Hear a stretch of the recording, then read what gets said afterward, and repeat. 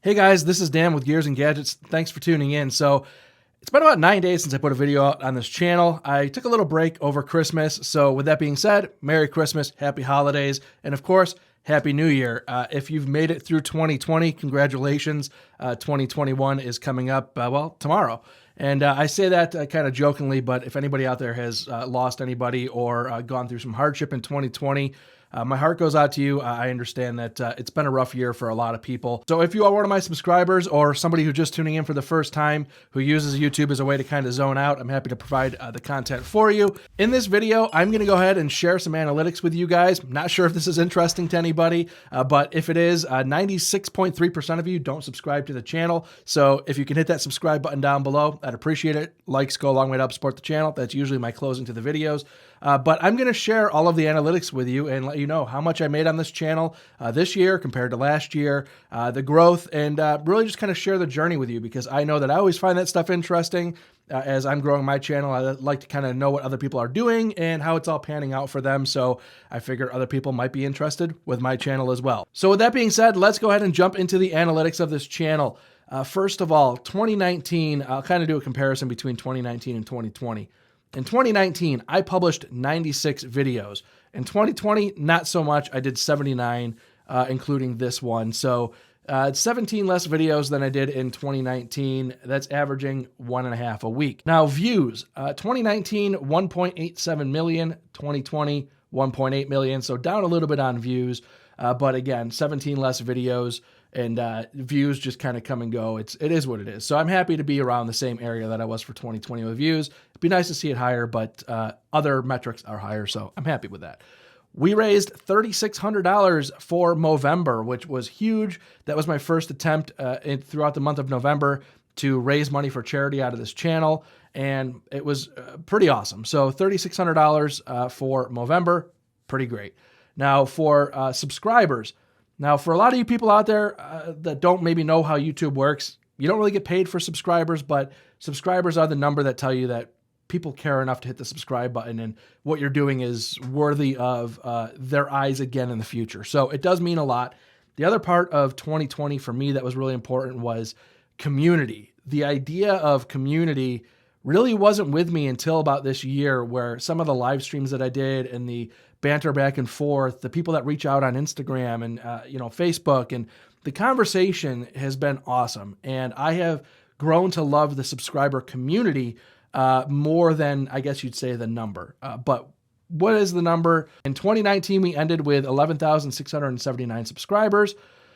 And of course, this channel started back in like 2015, but I didn't get serious with it till about 2018. So in October of 2019 is when this channel hit the milestone of 10,000 subscribers. And to me, that was huge because that was kind of the proof of concept, or proof to myself that this was worth something, worth the time invested into it, more so than just kind of a hobby of playing around with some cameras.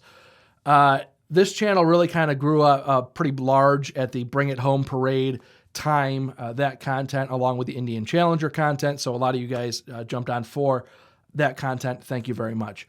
Now for 2020, the channel gained 6,500 subscribers approximately. It kind of fluctuates throughout the day.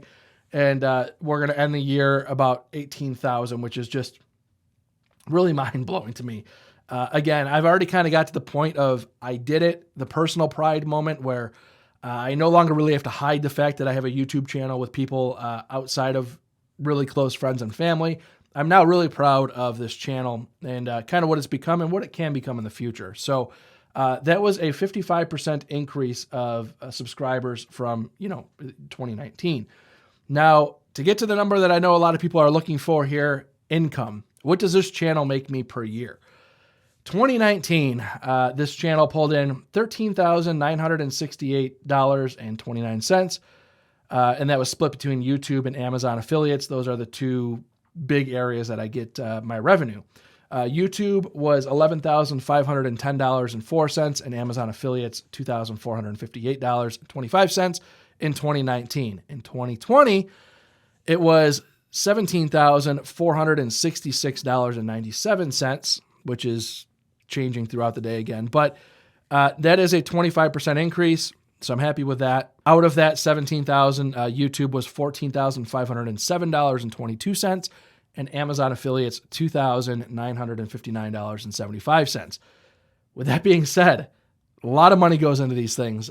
Putting this stuff together is, you try to get the freebies that you can to kind of do the best you can, and I've done a pretty good job with that. A lot of the studio was stuff that was provided in exchange of services and things like that. So there's a lot that goes into this. There's a lot of spending money. I try my best to not do all sponsored content. So I try to buy things so that I'm reviewing it as a purchaser, not a paid spokesperson necessarily.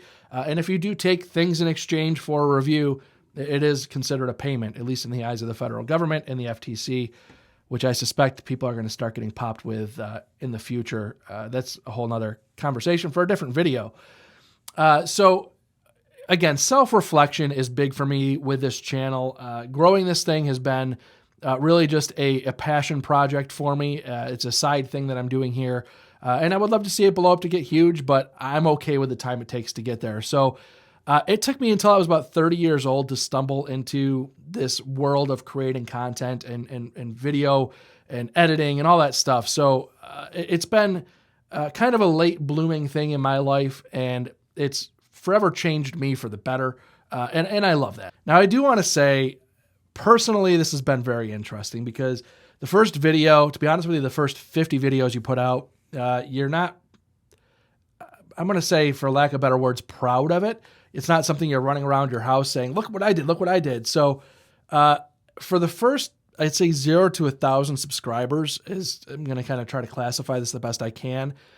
You tell very select family members and even more select friends about it, and you're embarrassed, and you have some support. Some people think you're dumb, and you just kind of have to deal with it.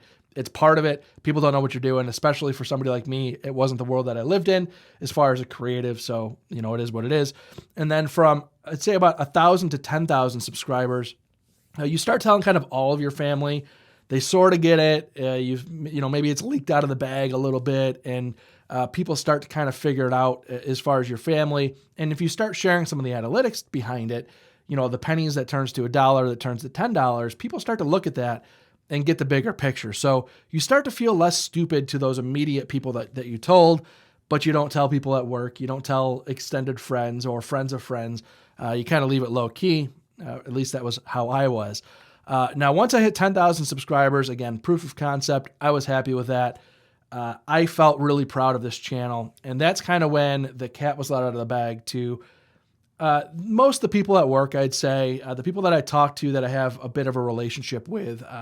Management knows about it. They don't really watch it to the best of my knowledge, but there are some coworkers that watch, and I thank you guys for watching. So I'm at the point now, again, once you hit after 10,000 subscribers, to me, I don't care who knows. I'm actually really proud of it, and it's a really cool, interesting thing to talk about. So with that being said, what are my goals for 2021? I'm not going to set goals this year. I've done that for the last couple of years. It's really just guessing because you can kind of blow up. You can kind of have a bad year, whatever. It's a long game. So it would be nice to hit 40,000 subs by the end of 2021. Maybe be pushing like 30 grand a year out of this channel. Whether it gets there or not, I don't know. But again, just as far as like a side job sort of income, it'd be nice. Could be more, could be less. Again, the goals, I have personal goals and things like that, but not really worthy of putting it out there because, again, it's just some of it's luck of the draw, and then a lot of it's just hard work, and you get where you get. Now, as I say, this is a long game. I've had people kind of reach out to me and mention, say, like Her Two Wheels, who has grown from, I want to say none or a very few subscribers to over 80, pushing 90,000 now subscribers. And some people kind of let that type of success dwarf their own success and lose a little bit of perspective. I don't do that. I look at people like that and channels like that, and I look and see why are they doing so well, and how can I do some of those things that person's doing. And, bravo, congratulations. I get a little bit saddened when I see people kind of let that crush their spirits. I look at this YouTube thing and I think, I watch a journey like that. It just kind of comes down to that term of a rising tide lifts all boats. And I'm a firm believer in that. I love seeing other creators do well. I love seeing other creators do better than me.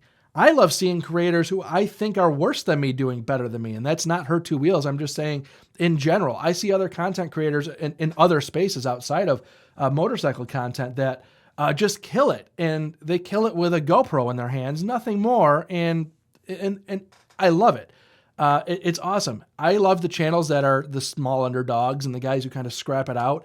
I've gained so much context and appreciation for this process, kind of doing it the long haul way. I'm proud of that. And I personally, again, I'm racing my own race, and I'm proud of where I'm at. So in conclusion, this was very long-winded and just a bit of a state of my channel, state of my mindset on YouTube, and where kind of I'm at with this whole journey. And again, I'm trying to approach this the best I can from a viewer perspective as opposed to a support the creators perspective.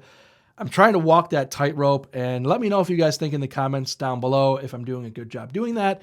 If I'm not doing it enough, plugging the merch, I never do it. But again, just something that I'm working on. I'm trying to get better as a creator, but I'm trying to do it the best I can from the viewer's eyes as opposed to the I'm a creator and I want to make it as big as possible, as soon as possible. Sometimes I feel like that can be short-sighted. So thank you very much for tuning in, guys. Again, if this is your first time tuning in, please hit that subscribe button down below. Remember, likes go a long way to help support the channel. I'll see you guys next year. I don't want to do that joke. I'll see you guys next time.